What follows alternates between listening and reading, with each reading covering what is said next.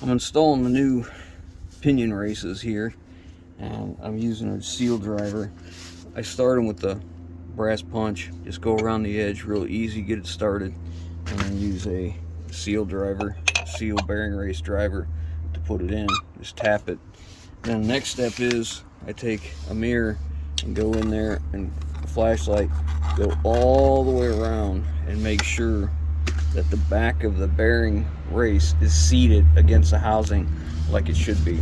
I got this one in, so, and I've checked it, so now I'm going to go to the other side of the carrier for the other pinion bearing and put it in. Alright, I got the other one in from the other way, coming this way, and I've checked it and she is flat, so we are now ready to go back together. Okay, we're getting ready to put the pinion in the carrier, so it's the last opportunity I have to give it a good thorough cleaning. So it's the last thing I do before we put it in, and then we slide the crush sleeve on because that has to come in next, and we're going to set it up in there. Now you can add oil to this if you like. I'm going to stick it in there. We'll put this on the other side, and then we'll start fitting it. Alright, we got the seal in. Make sure it's flat all the way around there and sealed. If it goes in crooked, then the seal's in there cattywampus and it can leak. So we're in. Next thing I'm going to do is put a little bit of lube on the seal and on the yoke on that speedy sleeve, and then we're going to put that in. Alright, so I put the yoke in and slid it in place. Use the old washer and the old nut. So what we're doing is trying to seat this. We haven't put any RTV in yet. We want to get our bearing preload set. So I've got the crush sleeve in there, the bearings in, the seal. So now what we're going to do is put the torque wrench on it. We want to see, with the beam style torque wrench, we want to see 15 to 20 inch-pounds of force is what it should take to turn this. Okay. I believe my torque wrench is a foot-pounds. So 12 inch-pounds is 1 foot-pound. I need 1.5 foot-pounds to be about 15 to 20 inch-pounds. So we'll see how close we are.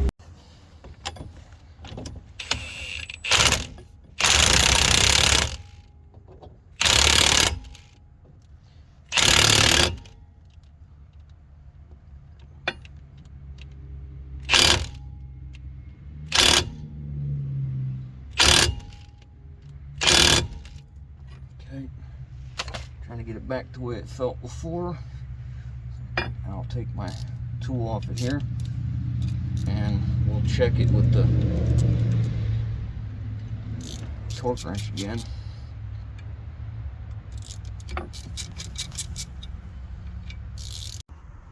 Alright, let's see if you can see that. Get back up where it's easier to see again. We want it just till it starts to move. See, it's coming off of just off of 1. Now this isn't horribly actually, this is very inaccurate actually, but it is what it is. All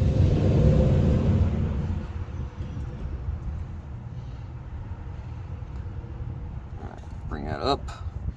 I want to see what it takes when it just starts to move and what it takes while it's rotating, and I'm hoping for 1.5, no more than 2. I'd rather be snug than loose. Right, we got the bearing caps in, and I've snugged them up. I'm going to torque them.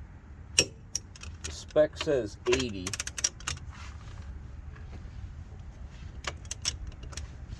Okay.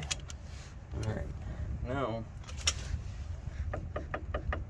I want to check that backlash, see how close we are.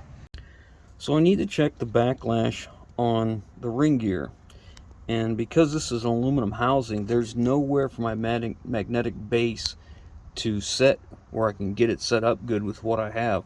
I've got it on here, and I need it to be right here. I need to know how much it moves this way. This is just not as accurate as straight up and down. I need to be 90 degrees of this as close as I can. So I guess what I'm going to do is go in the shop, see if we can find a piece of steel, nice thick piece of steel that we could put right in here, and move my magnetic base over to here and see if that helps. I don't know, but this is just not accurate enough. And the spec is 6 to 8 thousandths of play back and forth. Once we get there, and we know we're good there, we'll check the pattern. Okay, so it's got the plate in there. Yeah, we just made that little plate there. Now we can, oh, so much better. So much closer. Now if I can just get over far enough. So you get an, oh yeah, we can get that. I can get that, yep. Just to make sure I'm not hitting anything back there.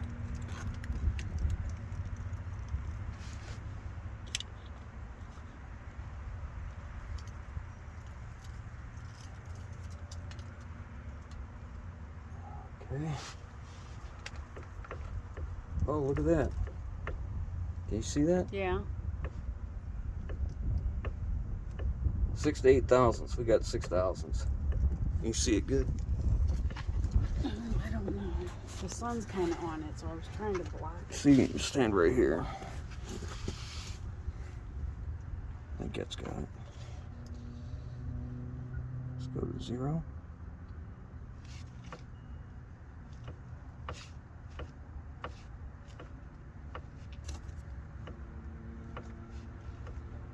Say we got our 6 to 8. I can't hold this, do it though. Not accurately.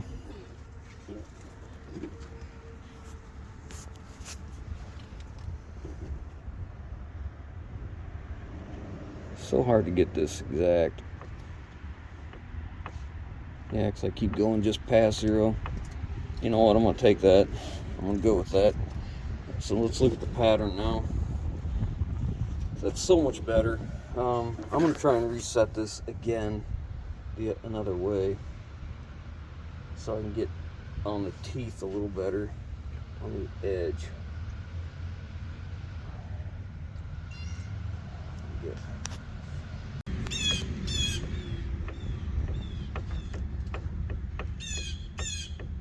I got 6. I'm going to stick with that. That's in 2 different places. I got 6. So now we're gonna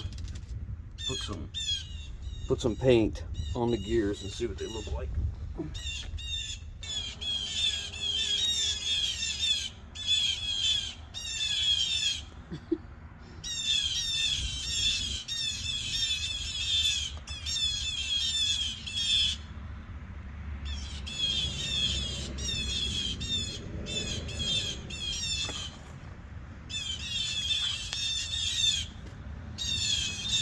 Good grief. I know it. Jeez.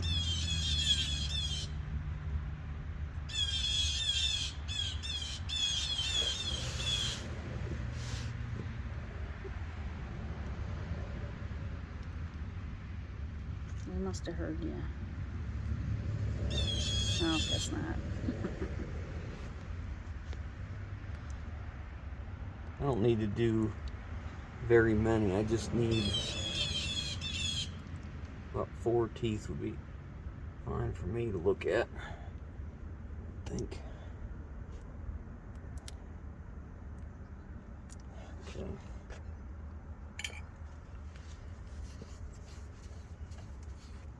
Now we're going to spin the pinion. See what it looks like.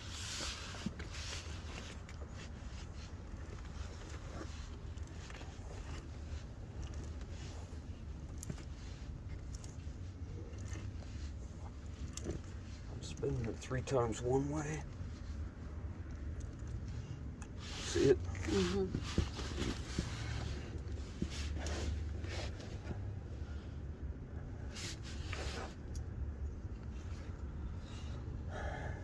Well, I'll point to see if you can see this. It's engaging right here and right here. If you see on the wear pattern, it was engaging all through there. It's engaging there. It's engaging here into here. So we're deep. We're good and deep. Let me run it around a few more times. Get this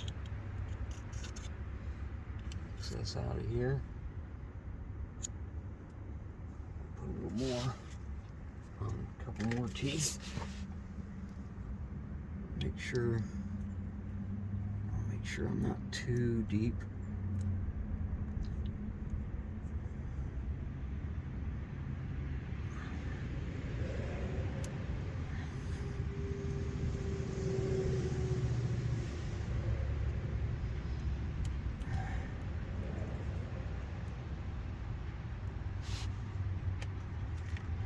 Okay. I'm gonna go ahead and recoat these while I'm at it. Just a little extra.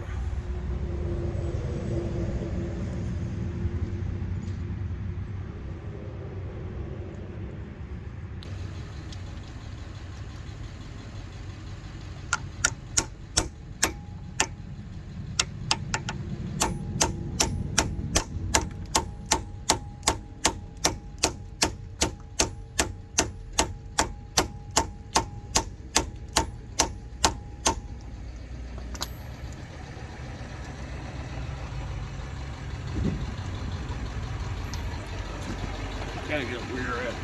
Okay.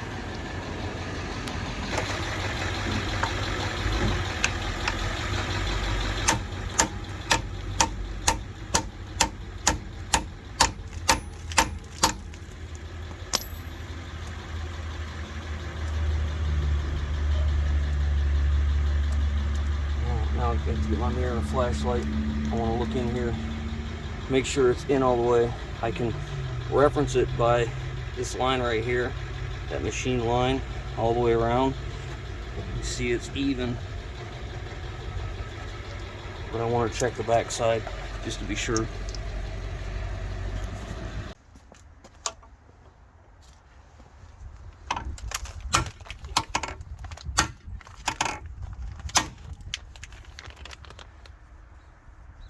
Over there. Okay. Next we can put the axles in. We got the axle on this side in, and he's putting the C-clip in now. Guess I can take my metal plate off, huh? Oh yeah. Yeah.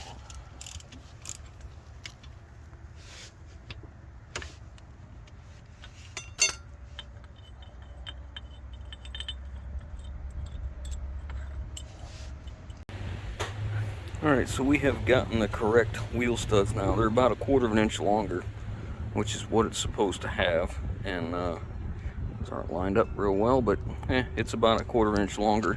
So we're going to knock all them out of that axle and then push these ones back in.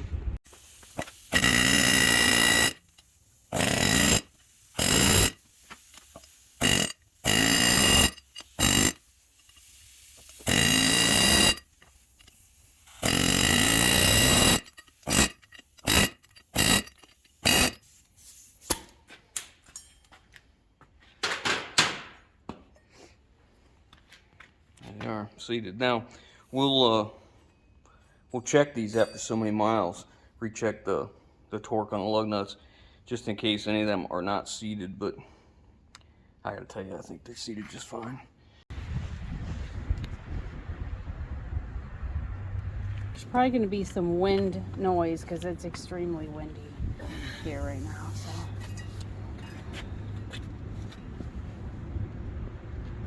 Slide the splines past the seal. Okay.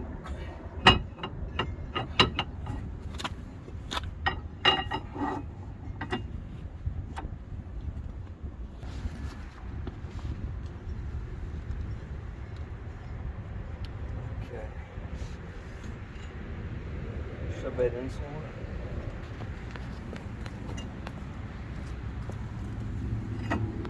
Back. Okay, it's locked in. So this is the pin that holds spider gears in place, and the axles from sliding in anymore. I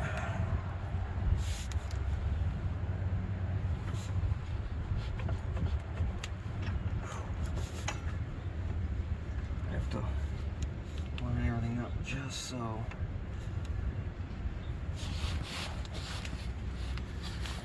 I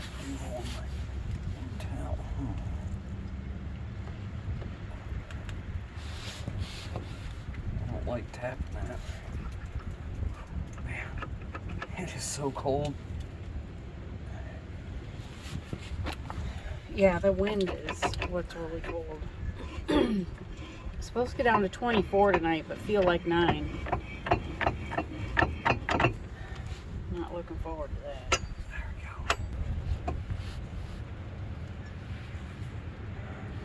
Make sure I'm lined up here. There we go. Alright, I need to get a little Loctite now, because I like to Loctite the threads on that pin. I don't want that coming out. Find some Loctite. Alright, I got my RTV on there. I put it on and I use my finger to smear it around. Especially if you have a tube of RTV that's already been opened, because sometimes you get them hard chunks where it's dried. And I like to go across there and make sure I can get all them out if there is any.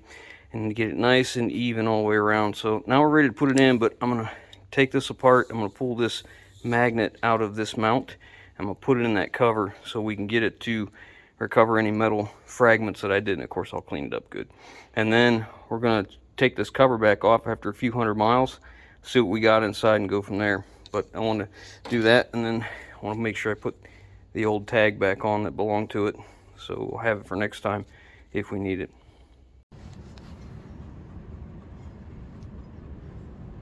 Got new bolts for it too, since the old ones were all rounded off. So I went and got the ones that are the same. They got like a serration underneath that washer. So it'll bite in there good.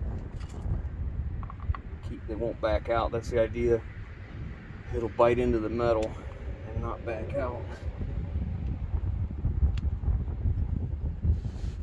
Okay.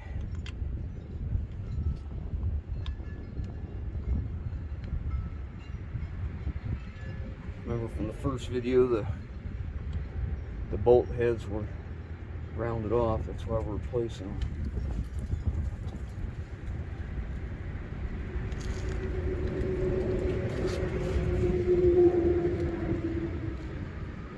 Tag back on here.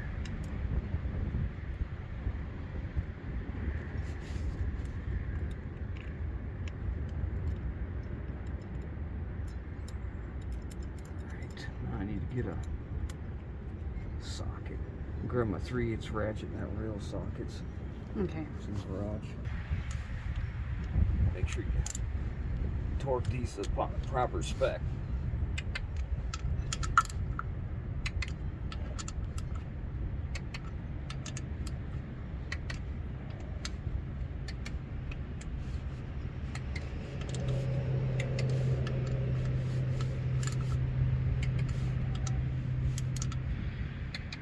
Okay, now we'll start filling up the gear oil. I got synthetic gear oil for it. So we'll start filling that because it's going to take a while for it to make it to the end tubes and level out because it's very cold today. I don't know what it is, 30 something? Yeah, but the wind chill's Yeah, wind chill's much colder. So we'll let that set up for just a little while. Go ahead and put these brakes together, I guess, real quick. So I pulled them pins out and looped them too. I don't know why they replaced one caliper and not the other, but I noticed this axle didn't have any anti-seize on it, so go ahead and take care of it. This is usually where rotors get stuck, right here and sometimes right here. The other axle has it on there right here. I didn't think to look, it had some right here. More than likely I'll be the next guy doing these brakes, at least we think. So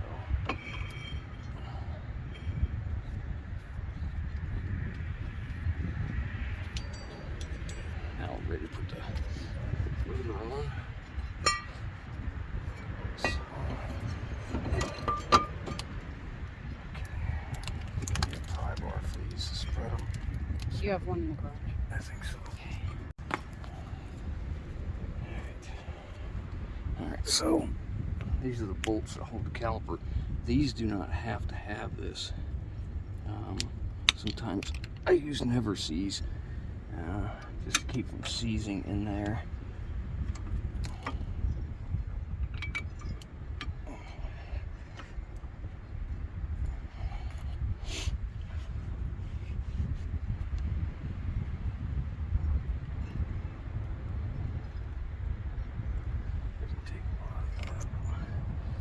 I see an awful lot of calipers where the hose is all twisted from people not paying attention when you put your caliper on. So you want to be careful that you get it in there just right. Oh man, it's cold. It must be colder than what I think it is. It's cold. Okay. Now I need that 12mm socket again.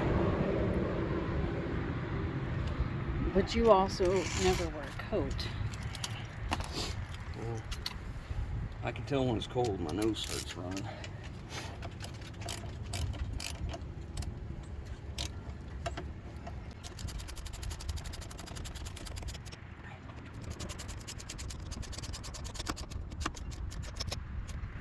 Brakes are in.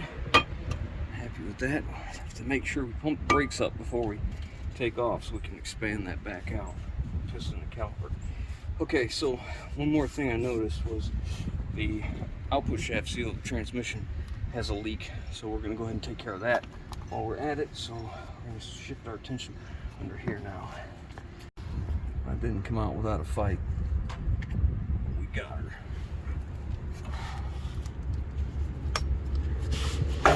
There just ain't a lot of room under here.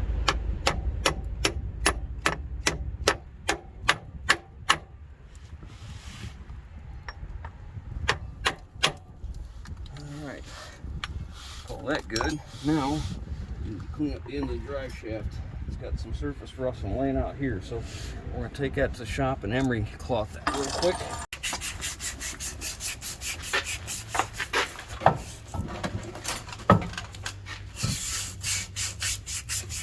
Emery cloth is very, very fine.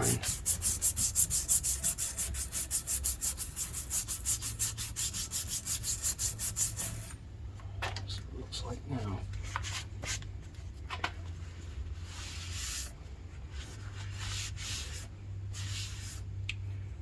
Make sure. So a lot of times the failure of a seal will be that, like in this case, the vehicle sits a lot. So if you get a lot of rust buildup right here and then the suspension bounces and it goes in, that rust will tear the seal. Can tear the seal. So we just make sure that that's not going to happen.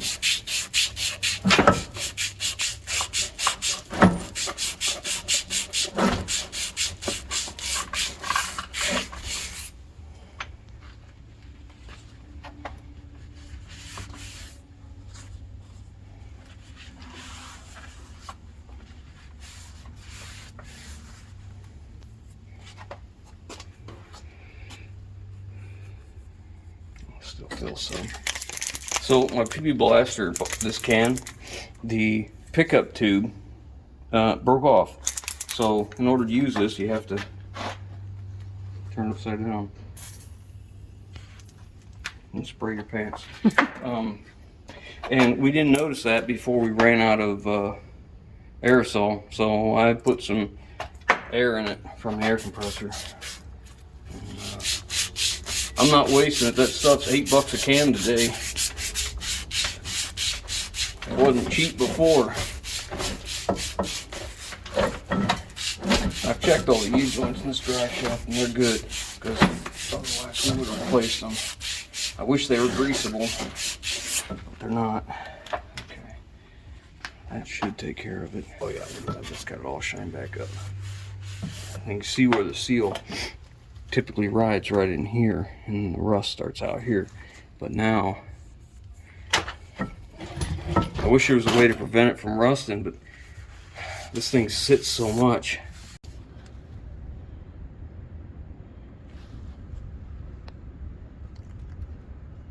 Just a thin layer is all I want, so I don't want it to bind up in there. Okay. Save yourself some trouble. Look down in there and make sure it's not indexed.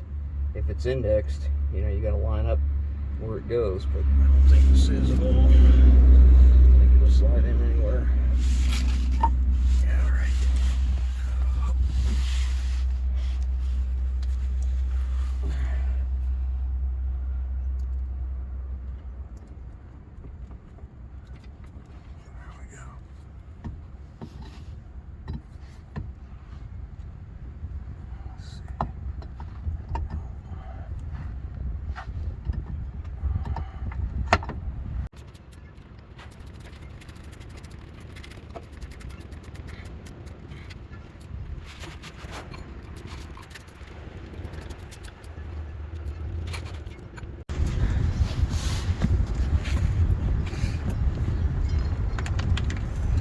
I've never seen that in like package bags before. I guess it's easier to get all of it out. It's easier when there's an obstruction in the way too. Yeah, true.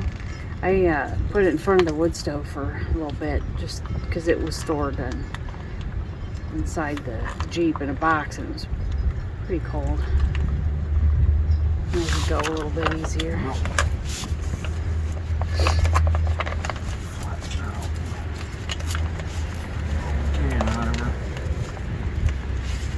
Nothing's cheap these days. Oh yeah, there's a good bit more there.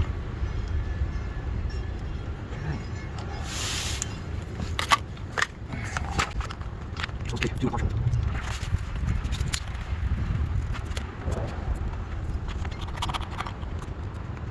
Okay, that worked. Catch.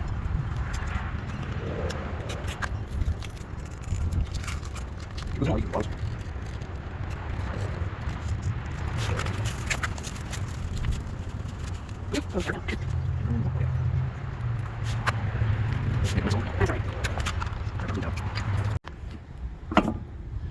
See how much more of the lug nuts stick through the wheel now, if they should. We got new lug nuts. We're going to be replacing all the existing ones with these. These ones are full chrome. They're not a cap, so they don't get that rust between them.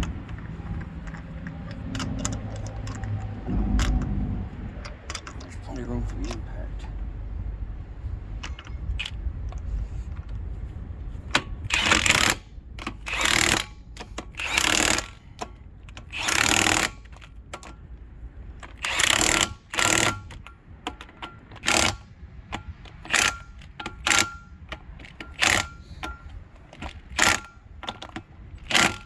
Alright, so it's going to be very important on this wheel especially to retorque these because those new wheel studs may not be 100% seated, and that could let one of these come loose.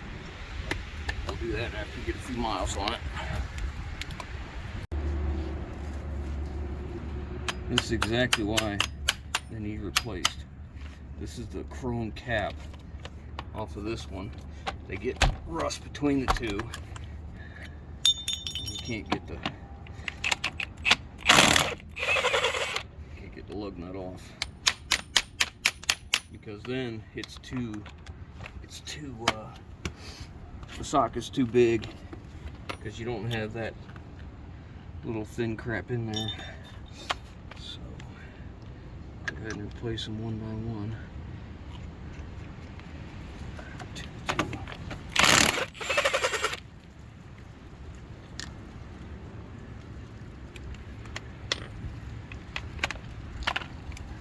Changing socket size because these are 13/16.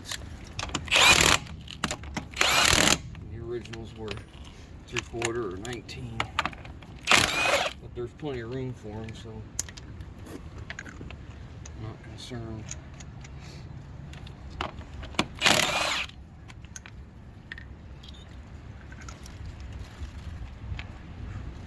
That wind is something.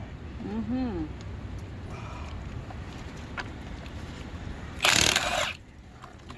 Swapped out. Well, we have put over 40 miles on it. When I started the test drive, it was 642 on the miles. Now we're at 683, so that's 41 miles so far. And I stopped twice and check the fluid and look for leaks and all that, and I got nothing. It's quiet. It's the temperature's cool on the bearings and the case and everything. No leaks anywhere. So unless something else happens, I think we're going to send it back to them. They're about an hour and 15-minute drive, so it's at least 60 miles.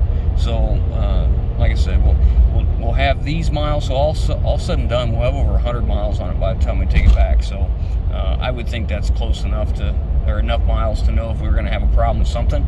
And then I'm just going to tell them that, I want to get it back, and after they run a couple tanks of gas through it, maybe go 500 to 1,000 miles, something like that. Let me get it back. I'll drop the oil pan, the differential cover, drop the fluid out of it, get a look at it, make sure everything's still okay, and go from there. But I think as far as we're concerned, this one's done. So I hope you guys enjoyed the video, and thanks for watching. We'll catch you on the next one. Alright, we are back. I don't see any leaks anywhere. It's dry, it's dry. Just want to touch this and make sure everything's cool. It's going to be a little bit warm because we're driving it, but it shouldn't be hot. I'll tell you what, there's some slop in that chain in that transfer case. I can feel it. I can feel it and hear it when I'm driving. Looks like that's dry. Looks like that's dry. Okay, I'll check the fluid level again and we'll go for another ride.